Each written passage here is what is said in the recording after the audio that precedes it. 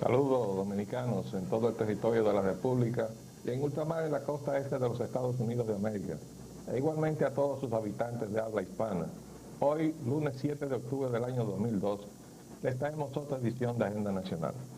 Este programa sustenta los valores de la libertad y la democracia y el derecho de los dominicanos y los latinoamericanos al desarrollo económico y social, con apego y respeto a los principios de soberanía y autodeterminación que sustentan y hacen posible la convivencia pacífica de pueblos y naciones, para identificar y analizar los obstáculos que han impedido e impiden que alcancemos la condición de vida y la felicidad a la que somos acreedores. Les habla Leopoldo Espaillat Anita, y para llevar adelante este programa contamos como siempre con la ayuda y colaboración de nuestro amigo el licenciado Roger Orlando Pino. Muy buenos, Roger. Muy buenos días, Leopoldo, muy buenos días. Vamos a adentrarnos inmediatamente. Vamos a comenzar primero con un comentario que quiero hacer sobre lo que he llamado llamadas telefónicas raras. Ayer en la tarde entró al teléfono de mi casa una llamada telefónica que al tomar otra persona, el otro extremo de la llamada, resultó ser que esa persona estaba recibiendo una llamada. O sea, dos teléfonos estábamos recibiendo llamadas simultáneamente, no sabemos de dónde. Cuando yo pedí explicaciones esta mañana a Codetel, me dijeron que eso sucedía cuando había cruces de línea. Entonces yo le pregunté, ¿y no sucede cuando hay líneas interceptadas? Entonces me dijo, bueno, no sabemos. Digo, yo quiero que me investiguen eso. Porque inmediatamente después de suceder esa extraña situación, que no es la primera vez que sucede en mi casa, entró una llamada de una persona, voz femenina, que me hizo algunas expresiones que a mí se me antojaron, que estaban en una vertiente de intención, de cierta manera, de cuestionarme si era que estaba dirigido a mí, pero primero quien llamó no se identificó y tampoco dijo a quién llamaba. Cuando yo le cuestioné, lo que hizo fue que colgó el teléfono. Yo tengo un sistema de lo que se llama identificación de llamadas. Cuando registro la llamada me encuentro que dice privado. Bueno, esta mañana llamé para cuestionar, primero reportar el asunto y después preguntar qué quería decir que una llamada se me registrara en mi aparato de identificación de llamadas como privado. Entonces me dijo la empleada de Codetel que es que ellos tienen dos servicios. Uno es el de la llamada, el registro de la llamada, y otro es el de bloqueo de la llamada. Es decir, que toda persona que se disponga a usar el teléfono para molestar a los demás, entonces puede hacerlo impunemente, porque los que tengamos, como yo, el sistema de registro de llamadas, no lo vamos a poder identificar. Entonces yo le dije, yo quiero que usted me rastree esa llamada. Me dijo, eso no lo podemos hacer porque es ilegal. Digo yo, ilegal también es que estén intervenidos los teléfonos. Yo no tengo ningún temor a que mi teléfono esté intervenido. Es más, de vez en cuando me acuerdo, pues de lo acostumbrado que estoy, yo los saludo, ¿no? Le digo un saludo muy atento a los que están escuchando. Porque todos aquí en la República Dominicana sabemos que hay gente que se dedica a eso. Y no estoy hablando de organismos del Estado, ¿eh? Estoy hablando de gente que por dinero se dedica a interceptar los teléfonos para vender entonces informaciones. Eso se llama digamos en el léxico internacional, pero también en los Estados Unidos, espionaje industrial. Y son informaciones que se venden, porque hay informaciones de tipo comercial, etcétera. Empresarial. Bueno, de alguna manera alguien está dedicado a hacer eso con mi teléfono. Yo quiero decirle que en primer lugar estoy acostumbrado a eso, y segundo, la llamadita esa, si era para de alguna forma intimidarme, no pierdan su tiempo. No pierdan su tiempo, que ya estamos curtidos en todo eso. Y además sabemos los riesgos que corremos. De modo que vamos a entrar en temas. Las declaraciones del señor presidente. Hipólito Mejía y el nacionalismo, una contradicción. En Paterson, New Jersey, Mejía pide a dominicanos dejar el nacionalismo y no perder el orgullo dominicano. Bueno, esto es una cosa realmente que a veces uno se lamenta, ¿verdad?, que el presidente diga, y sobre todo cuando lo dice fuera de aquí. Y además recibí una colaboración de una de las personas que nos favorece con su atención al programa, porque me mandó por email precisamente la reproducción en el periódico hoy de las declaraciones del presidente, pidiéndome que hiciera un comentario sobre el particular y preguntándome que si lo había observado. Eso salió el sábado y desde luego nosotros tenemos el programa solamente hasta el viernes. El presidente, recuerden que había llamado a los dominicanos a hacerse de la nacionalidad norteamericana y en esa oportunidad dijo, yo la tengo. Después negaron que lo dijo, pero era tarde porque el propio despacho del encargado de prensa del Palacio Nacional se había encargado de difundir por internet las declaraciones del presidente diciendo que él era norteamericano en la mañana. Ya en la tarde lo habían enmendado, pero ya en la mañana había salido una versión que muchos de nosotros la recogimos y la sacamos en la impresora. De modo que yo tengo las dos versiones, la que dijeron por la mañana y la que dijeron por la tarde.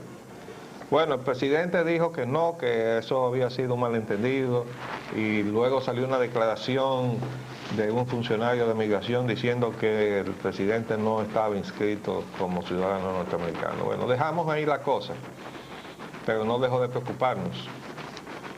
Entonces ahora el presidente, que va a un recorrido de 10 días, que acortó porque lo iba a prolongar un día más, le dice a los dominicanos en New Jersey que no deben sentir nostalgia ni apegarse a lo que llamó el romanticismo del nacionalismo a ultranza de años atrás. Bueno, yo no sé a qué se refiere el presidente con eso del romanticismo del nacionalismo. O usted es nacionalista o usted es romántico, a menos que él tenga la convicción de que usted es el nacionalista y usted es un romántico. Ahí por ahí bueno, yo creo que podríamos llamarle a eso ser idealista. Es un ideal.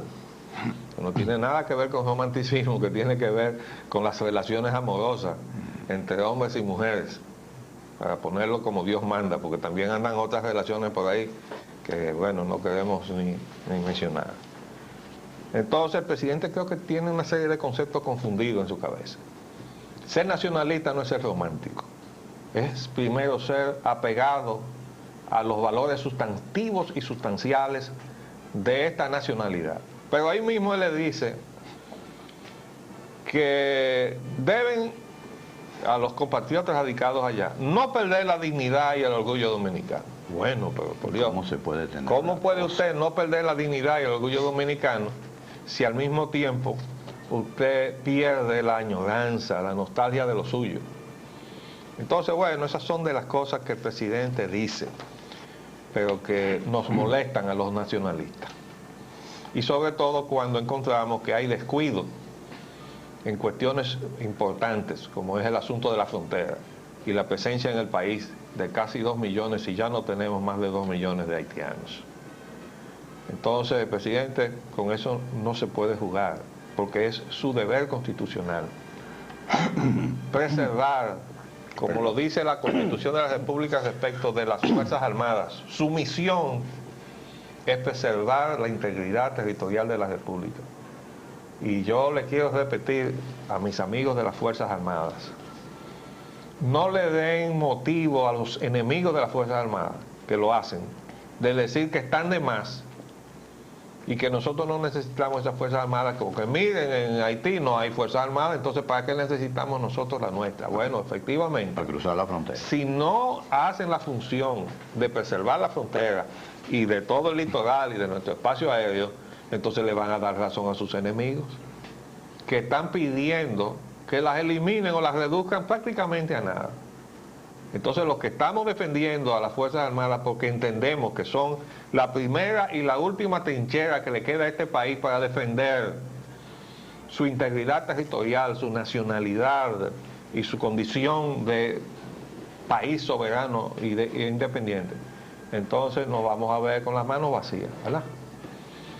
Pero desde luego el presidente es el comandante en jefe de las Fuerzas Armadas, no es que dice la Constitución. Así mismo es. Vamos a ver. Comandante en jefe de las Fuerzas Armadas. Hipólito Mejía y la nefasta corrupción. Mejía está dispuesto a dar asilo al expresidente alemán de Nicaragua y también al expresidente Salinas de Gortari, que están muy honorablemente cuestionados. Esta es otra declaración lamentable del presidente.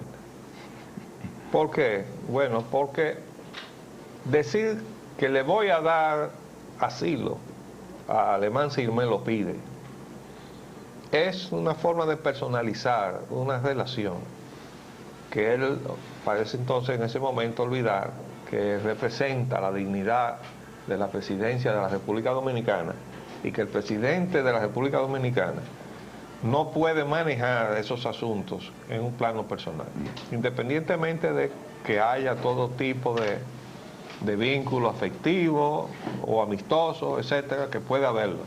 Pero el trato de presidente a presidente o de presidente a expresidente que está siendo cuestionado en su país por todo lo mismo que debió haber sido cuestionado aquí la gestión de Leonel Fernández y que precisamente el presidente Mejía no ha hecho. Y entonces no deja de aprovechar esta declaración que la redondeó con hacerla extensiva a Carlos Salinas de Gortari, que lo andan buscando en México por todos los vínculos de su gestión de gobierno con el narcotráfico, él y su hermano y toda su familia. Dijo que si le pedía también asilo se lo concedería. Pero el presidente está confundiendo el asilo, que es una figura que se ubica en el contexto de una falta política o de persecución política, a un delito común.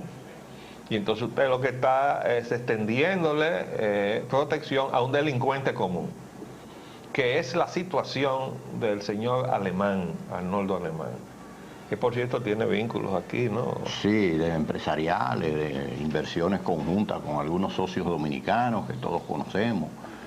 Se habla del mismo Leonel Fernández, en algunas empresas que allá se pusieron en ejecución proyectos allá en Nicaragua. Bueno, pero también yo quería agregar a lo que usted acaba de decir sobre el asilo, es que esas expresiones del señor presidente fueron innecesarias e inoportunas, porque aunque los periodistas le hubieran abordado con un cuestionamiento en esa dirección, él pudo muy bien haber dicho, no es ahora un momento para enfocar ese tema, vamos a esperar que se produzca la situación si es que el señor Alemán me pide, no solicita el asilo político al gobierno dominicano, porque el asilo político no se lo solicitan al presidente tampoco. Ese es otro enfoque errado del señor presidente.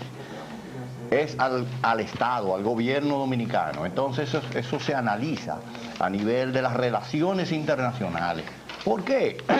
Ahora mismo estoy seguro que estas expresiones han producido un escozor en las relaciones entre Nicaragua y México. Y la República Dominicana. Sí, las representaciones diplomáticas de ambos países deben estar ya redactando alguna nota para que se aclare esa situación. En ese tipo de cosas que no debemos caer innecesariamente. Mira, él dijo algo también innecesario. Y estoy de acuerdo contigo que eso no venía al caso, y él fue que lo puso sobre el tapete. Y él fue que él mencionó que bueno, que él no ha hecho eso de perseguir a los 6 mandatarios en la República Dominicana, y dice, no lo he hecho con Bosch, ni con Balaguer, ni con Leonel Fernández, aunque con este último tengo razones de sobra, algo así.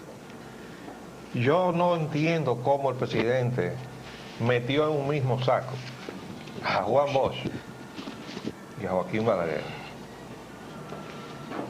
porque aunque ambos se parecían mucho en la forma en que manejaban a sus respectivos partidos, tenían muchas características dispares, sobre todo porque Bosch era casi maniático con el asunto de la honestidad, y el doctor Balaguer usó la corrupción como instrumento de su política, corrompiendo a diestra y siniestra a los militares, a los políticos, etc. Bueno, a nosotros nos tentó y le salió el tiro por la culata.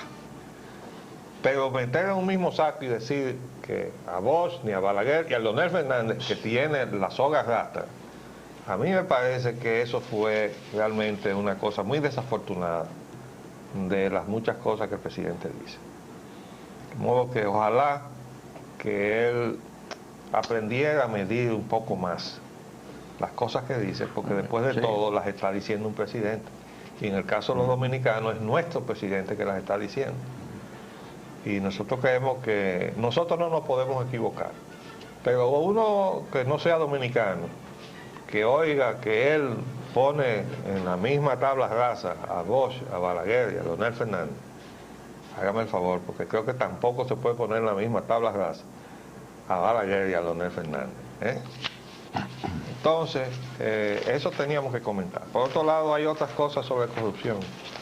Y sobre esas expresiones del presidente, hubo otras intervenciones de él que colidaron, dieron, que pudieran interpretarse como intervención en los asuntos internos norteamericanos, en los asuntos de política. Pero vamos a seguir como usted. ¿Qué fue lo que dijo? Bueno, a dos candidatos, precandidatos, uno por el Partido Demócrata de origen dominicano, desde luego que para ser precandidato por uno u otro partido en unas elecciones en los Estados Unidos, usted tiene que ser ciudadano de los Estados Unidos, pero de origen dominicano. Y entonces uno era por el Partido Demócrata y otro por el Partido Republicano. Él les dijo que se unieran para que fueran ambos, porque los dominicanos siempre estamos separados en las cosas, para que fueran ambos a las elecciones, como si fueran tendencias dentro del Partido Revolucionario Dominicano.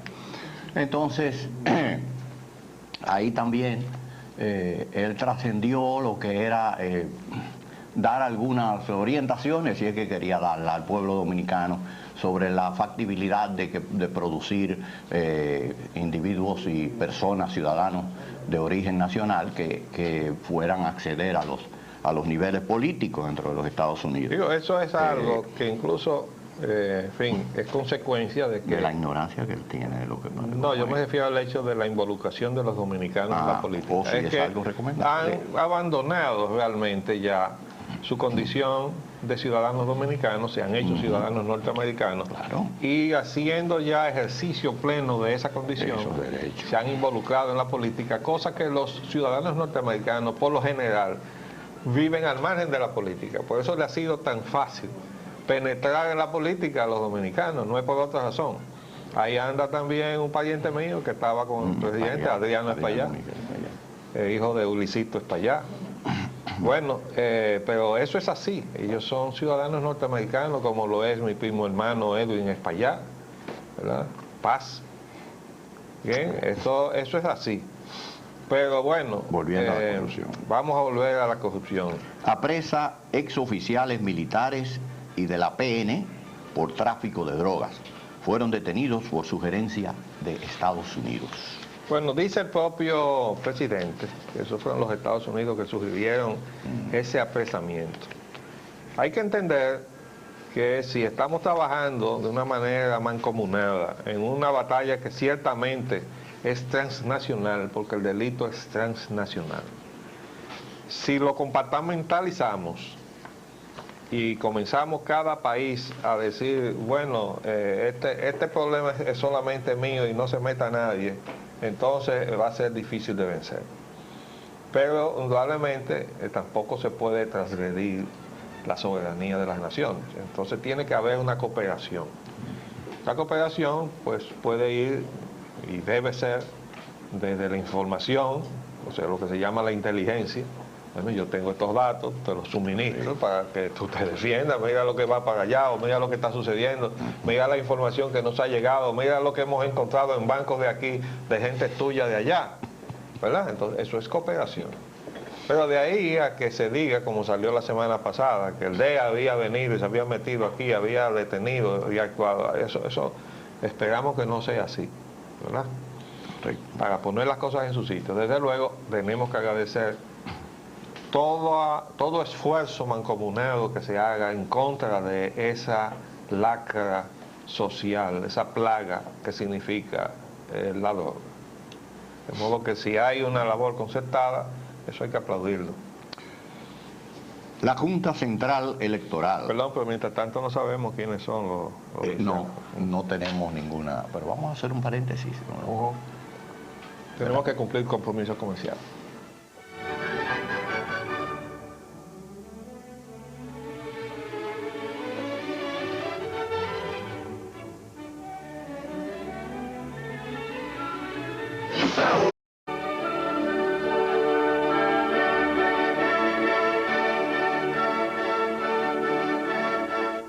Bueno, vamos a seguir nuestra agenda, amigo Roger. Hipólito, el caso de la Junta está cerrado.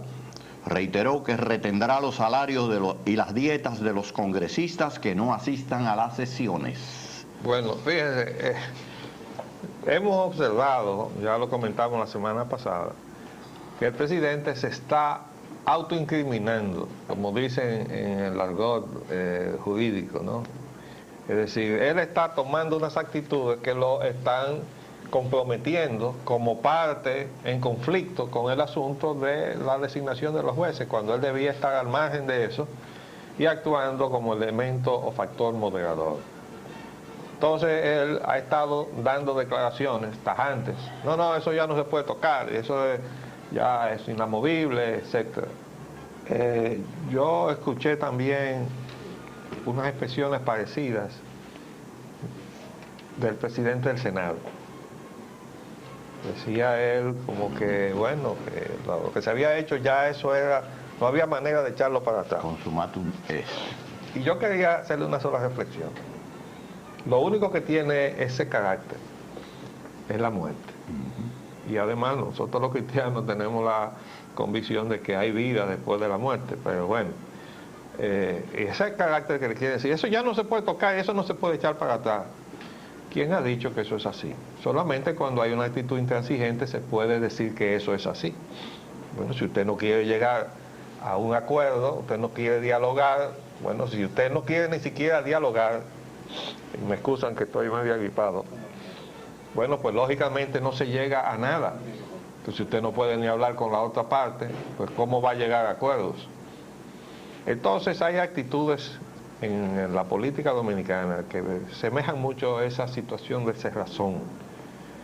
Bueno, eso no quiere decir que no tenga cada quien sus convicciones y que cada quien no defienda lo que crea que debe defender. Pero entendemos o vemos como que hay mucha confusión, incluso de las cosas que valen la pena defender, de aquellas que no valen la pena defender. De todas maneras, me parece que el presidente se coloca en una situación peligrosa para él en la medida en que se involucra en el conflicto, porque entonces está tomando partido y lo van a ubicar de aquel lado, de este lado, y entonces ya eso va a ser problemático. Un problema más, que a él no le faltan problemas. Y lo irrevocable y lo vitalicio, no es verdad que eso es... en lo que es la vida, eso es algo que... No, pues eso es... Son dos conceptos que no pueden hacerse. El nuncio se retracta y el CONEP quiere mediar. Bueno, él se retracta de algo que salió el viernes, que dice, el nuncio pide un consenso amplio para el caso de la Junta Central Electoral. Y ahí mismo en otra página decía, el nuncio dice que la elección de la Junta Central Electoral pone en peligro la democracia. Él ahora sale con otras declaraciones y dice que no, que la democracia no está en peligro y tal. El comentario nuestro es que lo mejor que él hace es retirar esa oferta de mediar, porque es una oferta imprudente. Él es el representante de un Estado, que se llama el Estado del Vaticano. La cabeza de la iglesia aquí es el episcopado, y tiene un cardenal. Quiere decir que, bueno, la iglesia no puede estar al margen de los conflictos de los feligreses, que sufren muchísimo por la política. Y es la razón por la cual mataron al arzobispo Romero ahí en Centroamérica, ¿no? Los escuadrones adiestrados en la Escuela de las Américas, y por eso fue que el presidente Clinton pidió perdón por el rol jugado por los Estados Unidos en Centroamérica, por todo eso, Entonces... Y al de Guatemala también. Y al de Guatemala también. Entonces eso es una realidad. La iglesia está comprometida con los pobres. Eso es lo que se llama la opción para los pobres. y en la medida en que esté del lado de los pobres, entonces va a chocar con los intereses de los que tienen mucho dinero, generalmente de los que vienen de fuera, y algunos de los de adentro también. Entonces es una situación que bueno, lo maneja la Iglesia, pero el Vaticano es otra cosa, es un Estado y el señor Nuncio es el representante diplomático del Estado Vaticano. Entonces no tiene nada que opinar en este asunto. Lo mejor que hace es mantenerse al margen. Pues vamos a los precios internos del fin de semana. Sí, en este fin de semana subieron los precios de la gasolina premium de 43.67 a 44.15, 48 centavos. La gasolina regular subió de 22.79 a 23.45, 66 centavos galón. El gasoil regular bajó 27 centavos, de 19.35 a 19.8. Y el GLP volvió a subir 23 centavos, de 17.94 a 18.17. Todo esto acusa realmente una falta de consistencia. Ya lo hemos dicho, no sé, vamos a seguir diciendo, es que no hay forma de que la Secretaría de Industria y Comercio entienda que no puede estar modificando toda la semana los precios. Pero fíjense ustedes, yo les traje esta gráfica, porque yo la saco semanalmente, pero normalmente no se la muestro a ustedes. Estos son los precios internacionales que yo saco del petróleo, y en este caso, esto es el comportamiento de los precios de hace una semana en los Estados Unidos. Lo que se ve aquí con el trazo negro son los precios de la gasolina. Mira que aquí está prácticamente en una línea horizontal. Mientras que el precio del diesel oil, que es este que se ve con trazos interrumpidos, mire todo, aquí seguía más o menos la curva de la gasolina. Aquí se quedó por debajo de esta línea horizontal, pero aquí se disparó hacia arriba. Ustedes ven, ese es el gasoil subiendo, mientras que la gasolina queda prácticamente en el mismo precio. Aquí hacen exactamente lo contrario, quiere decir que uno no acaba de entender. Pero esto es una demostración de que los precios en Estados Unidos, que nosotros no podemos seguir, y eso es lo que normalmente se hace, obedecen a situaciones particulares del mercado de los Estados Unidos, de la oferta y la demanda, y sobre todo con el uso de que cada uno de esos combustibles tiene. Entonces, nosotros no tenemos nada que hacer siguiendo esos indicadores. Y en este caso tenemos también una situación totalmente contraria. Pero lo que decimos y sostenemos es que cuando los precios del petróleo suben, pues todos los precios de sus derivados debían subir, todos. Si baja, todos los precios de sus derivados deben bajar. No puede haber uno que sube, uno que baja. No entendemos. Opuvisa o Mundo Gas reinicia importación de gas. La terminal estaba en proceso de reparación. Bueno, esto fue una situación que se dio hace ya unos meses atrás. Cerraron la terminal, que habíamos explicado que fue una idea nuestra.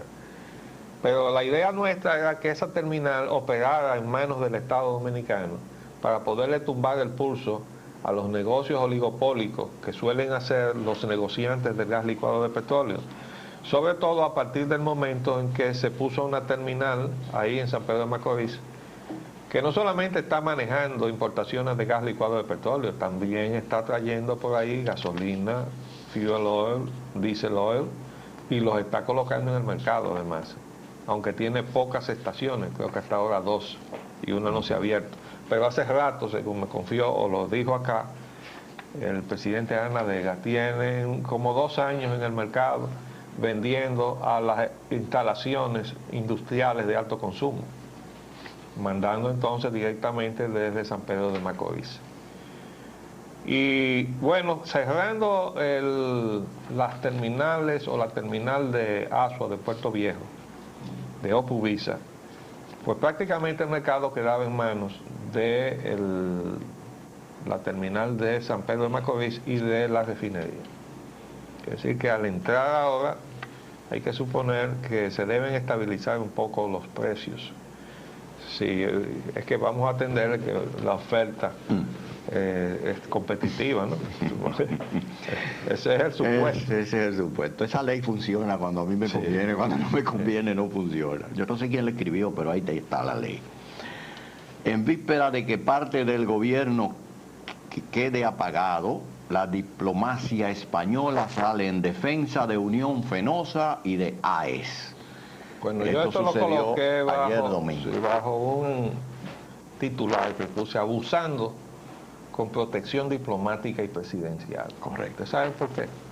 Bueno, primero porque aquí salió nada menos que la señora embajadora de España y el encargado de negocios en el programa Rueda de Prensa a defender las distribuidoras, las dos distribuidoras de Unión Fenosa, que son Edenorte, Edesur, y también de paso defendieron a AES, que es Edeeste, diciendo que eso es una mentira, eso de que estas distribuidoras están concurriendo al mercado comprando dólares para sacarlo del país, porque esas son entidades que están perdiendo muchísimo dinero. Y si están perdiendo dinero, ¿cómo van a estar comprando dólares para sacarlos del país? Bueno, pues en la prensa, por si acaso ellos no están informados, han salido denuncias muy calificadas del tipo de manejo que podría estar, y casi seguramente está, fundamentando la compra de dólares para pagar hacia afuera lo que están registrados como deudas. Por ejemplo, cuando la Unión Fenosa, ¿verdad?, como empresa matriz, le presta a sus subsidiarias y los registran con una tasa de interés que está fuera de todo lo que es la realidad del mercado internacional. Entonces, pagarle a esa tasa irreal de interés, pues lógicamente nosotros no estamos ganando nada, simplemente estamos pagándole este préstamo a esta gente. Y si fulano de tal me vende algo que vale 10 y yo lo pongo en 100, pues entonces yo le estoy pagando a este fulano sus 100, aunque solamente debía haber pagado 10. Bueno, pero eso está en la prensa, de modo que si ustedes no están enterados, y yo no sé hasta dónde el señor encargado de negocios, que fue el que más habló, puede ir tan lejos como meterle la mano o meter el brazo, como decimos acá en República Dominicana, a la contabilidad de esas empresas españolas. O sea, hasta dónde él sabe lo que ellos están haciendo, como para que se arriesgue a exteriorizar los criterios que hizo públicos en ese programa. De todas maneras, no le faltaba esa defensa, porque ya el presidente de la República había ordenado que, bueno, que le corten la energía a una cantidad de empresas que vamos a ver más adelante. Es decir que, además, de acuerdo con otra información, el gobierno cedió prácticamente todo lo que estas empresas querían. Lo hizo en el viaje del presidente a España y lo hizo ahora en la última negociación. Eso de meterle la mano en el cobro y crear una fuerza, que todo eso es un disparate, donde había 4 o 5 entidades del Estado para que fueran ahí a compulsar a los dominicanos a pagar. Bueno, ¿y quién ha dicho que esa facturación está bien, señor presidente? ¿Cómo se puede prestar la fuerza pública para el cobro de algo que no ha sido verificado? Y eso lo vamos a ver, vamos a seguir leyendo las situaciones que tenemos aquí. De paso vamos a leer la situación de esas empresas. De Unión Fenosa, sobre todo. Dice que derrumbe de las acciones de Unión Fenosa allá en el mercado de valores en España y en los mercados internacionales donde ella se ha situado también.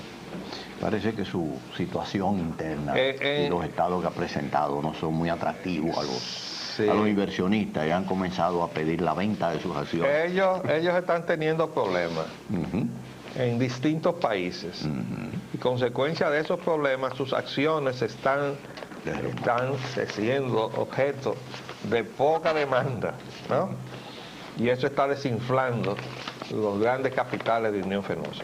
Aquí está el reportaje de derrumbe de acciones de Unión Fenosa. Y también hay que recordar, esto salió el sábado, hay que recordar que hace ya unos meses que nos hicimos eco de la información que sacamos del internet de que la matriz de la AES tenía problemas y que esos problemas estaban llevando a que la AES vendiera una participación que había adquirido en una de las plantas generadoras, porque esas son de las cosas que permitió también el señor presidente Leonel Fernández con su presidente de la CREP, el señor Antonio Isa Conde. Es decir, que las distintas empresas se pusieran distintos sombreros, ¿no? Yo ahora soy generador, ahora soy distribuidor. Y estaban en todas partes. Pero eso rompía con el esquema de la capitalización. Y AES se involucró en una de las empresas que fue en Itabo. Entonces, ahora, Eje Jaina, que la preside el señor Rolando González Bunster, que antes estaba con las huacilas ahí en el río Sama, ahora está en Jaina. Bueno, ¿ascendió? Sí, ¿no? Y tiene una serie, está implicado en varias cosas. Anda comprando Itabo, oigan esto.